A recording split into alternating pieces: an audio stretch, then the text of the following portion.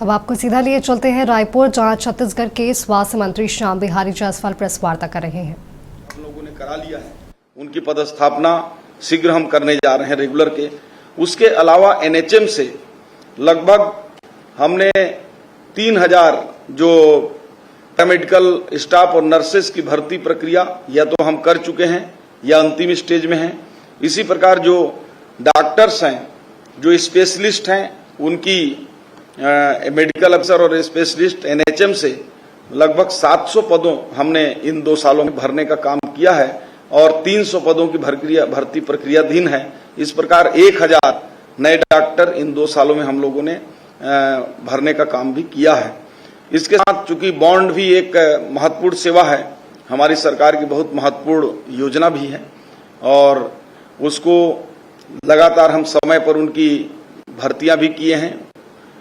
और मुझे बताते हुए हर्ष है कि पिछले समय छात्रों की मांग पर हमने जो एमबीबीएस की जो बॉन्ड है उसको 2 साल से 1 साल कर दिए हैं और आने वाले समय में हमारा प्रयास होगा कि हम नियमित भर्ती करके आने वाले समय में बॉन्ड को समाप्त करने पर भी हम विचार कर रहे हैं। साथ ही साथ मैं आप लोगों के सामने मातृ एवं शिशु सुधार कार्यक्रम की बात करूं तो प्रदेश में ये बताते हुए मुझे कोई बड़ी खुशी तो नहीं है, क्योंकि हम उस स्थिति में अभी नहीं पहुंचे हैं। लेकिन जब हमारी सरकार बनी और जब मैंने दायित्व संभाला तो मातृ मृत्यु दर में के मामले में हम पूरे देश में सबसे नीचे पायदान पे थे, मतलब सबसे खराब स्थिति में थे, एकदम अंतिम हमारा था। लेकिन इन 2 सालों में मैं धन्यवाद देता हूं हमारे स्वास्थ्य विभाग के जो हमारे अधिकारी हैं, डॉक्टर्स हैं, नर्सेस हैं, उनको कि उनके लगातार एक हमने अभियान हाई रिस्क प्रेगनेंसी, जो ऐसी माताएं जिनको गर्भ धारण के बाद उनके जो डिलीवरी तक में कहीं उनके जान को जोखिम और खतरा होता था, ऐसे माताओं की पहचान कर उनको सतत निगरानी में रखकर हमने डिलीवरियां कराई और उसका परिणाम हुआ कि जो मातृ मृत्यु दर पहले 146 था छत्तीसगढ़ का, वो घटकर 124 हो गया, 22 पायदान नीचे हुआ।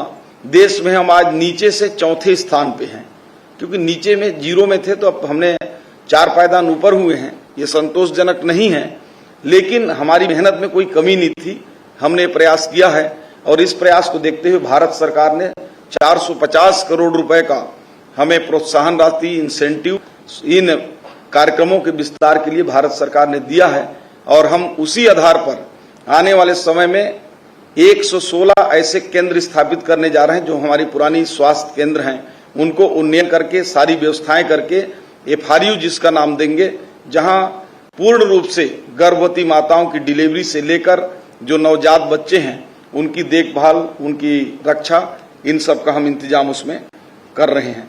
मलेरिया की बातचीत करें, मलेरिया नियंत्रण की दिशा में मैं बात करूं तो जब हमारे मलेरिया की बात होती है तो बस्तर अभी भी मलेरिया प्रभावित है। जब मैं इस पर थोड़ा पीछे जाना चाहूंगा, क्योंकि मैं मलेरिया प्रभावित और खुद लंबे समय तक मलेरिया प्रभावित था। जब मेरी जांच हो तो पॉजिटिव ही निकलता था और ये 98 की बात मैं बता रहा हूं। ये तब तत्कालीन मुख्यमंत्री दिग्विजय सिंह जी को खड़गवां, जो हमारा MCB जिला अभी वर्तमान में है, पुराना सरगुजा जिला था, एक ही था, वहां उनको आना पड़ा था मलेरिया के लिए। बड़ी संख्या में लोगों की मौत हो गई थी और मैं धन्यवाद देता हूं कि डॉक्टर रमन सिंह जी की 15 सालों में सरगुजा मलेरिया मुक्त भी हुआ और नक्सल मुक्त भी हुआ। वहां नक्सल भी हावी हो गए थे और मलेरिया भी हावी हो गए थे। ये बड़ी उपलब्धि डॉक्टर रमन सिंह जी के समय सरगुजा के लिए हुआ था और बस्तर क्षेत्र मलेरिया प्रभावित रहा है और उस पर लगातार जब हम बात करेंगे तो उसको मापने का उसका जो सूचकांक है वो API होता है, एनुअल पैरासाइट इंडेक्स, जो परजीवी सूचकांक, वार्षिक परजीवी सूचकांक बोलते हैं। तो एक जमाने में इनकी जो पॉजिटिविटी दर था 5.21 था, उससे घटकर 4.60 तक हुआ। फिर ऐसे करते करते जब हमारी सरकार आई तो 1 से ऊपर आसपास में था, जो घटकर अभी पिछले साल का डाटा हमारे पास है 0.90 हो चुका है, 1 से कम हो गया है। और उम्मीद है कि इस वर्ष जब हमारे आंकड़े आएंगे तो 0.5% से कम होगा। और इसके लिए लगातार हमारी जो लोगों की ब्लड का टेस्ट है, वहां फॉगिंग्स है, लोगों के अवेयरनेस करने का काम है, वो 14 चरण का पूर्ण हो चुका है। 14वां चरण चल रहा है, 13 पूर्ण हो चुका है और जल्द ही हम लोग मलेरिया पर विजय प्राप्त करेंगे। अभी 3 बच्चों की मलेरिया से मृत्यु भी हुई है। मैं किसी बात को छुपाना भी नहीं चाहता प्रेस के सामने, लेकिन मैं ये कहकर अपना पीठ नहीं थपथपा सकता कि कम मौतें हुई हैं। मौत अगर एक भी होता है तो हमारी जवाबदारी है, हम उसको प्रयास करते रहें। और हमारे हेल्थ वर्करों ने प्रयास किया, रात रात भर जगकर मलेरिया के उन चिन्हित लोगों का जांच करके उनको लाने का काम किया है। मैं भी बस्तर संभाग में कांकेर में स्वयं गया था, वहां मलेरिया पीड़ितों से भी मिला, उनके परिजनों से मिला, पूरे संभाग की बैठक भी हमने ली। लेकिन आप लोगों के नॉलेज में एक डाटा मैं देना चाहता हूं कि जिस मलेरिया की मैं बात कर रहा हूं, कभी सन 2000 में 16.80 था, 63 मृत्यु सन 2000 में हुई थी। फिर 2005 की बात करें तो घटकर वो आधा हुआ, उसका एपीआई 8 हो गया। इसके बाद 2015 में घट के 5.21 हो गया। उस समय 2015 में 21 मृत्यु हुई थी।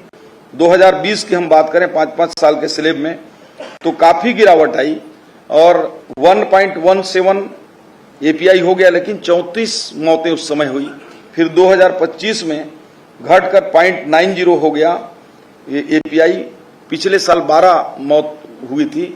हमारा प्रयास है कि मृत्यु का आंकड़ा जो है 0 रहे और उस दिशा में काम कर रहे हैं। हमारे हेल्थ की पूरी टीम काम कर रही है, मुस्तैदी के साथ काम कर रही है और हम लोग इस दिशा में प्रचार प्रसार भी लगातार कर रहे हैं। हमारे पास उसके पर्याप्त जांच के किट हैं, छिड़काव हेतु सभी जगह हमारे जो डीडीटी का दूसरा फार्म आता है वो पहुंच चुका है, वो पाउडर सभी जगह टीमें बनाई जा चुकी हैं। और अंतर विभागीय समन्वय भी हमारे यहाँ मंत्रालय स्तर पर भी और नीचे में भी कलेक्टर के माध्यम से सभी जिलों में हमारा वो अभी हो चुका है और उस दिशा में काम करने हम जा रहे हैं। टीबी उन्मूलन के क्षेत्र में बात करें तो एक पूरे देश में हमको इसके स्क्रीनिंग के लिए स्वास्थ्य मंत्रालय भारत सरकार के द्वारा सराहा गया है और हमारा छत्तीसगढ़ टीबी मुक्त होने की ओर आगे बढ़ रहा है। और मुझे बताते हुए खुशी हो रहा है कि हमारे लगभग 4,500 के आसपास पंचायतें टीबी मुक्त हो चुकी हैं और जो निक्षय निरामय अभियान है उसके साथ निक्षय मित्र बनाने वालों में देश के अग्रणी 5 राज्यों में से हमारा राज्य शामिल है। इसके लिए आप सब लोगों को, यहाँ के व्यवसायी बंधुओं को, यहाँ के जनप्रतिनिधियों को, यहाँ के सोशल वर्कर्स को मैं धन्यवाद देता हूँ कि उनके लिए बढ़ चढ़ कर उन्होंने भाग लिया और देश में टीबी उन्मूलन की दिशा में हम सब लोगों का नाम ऊंचा किया। गैर संचारी रोगों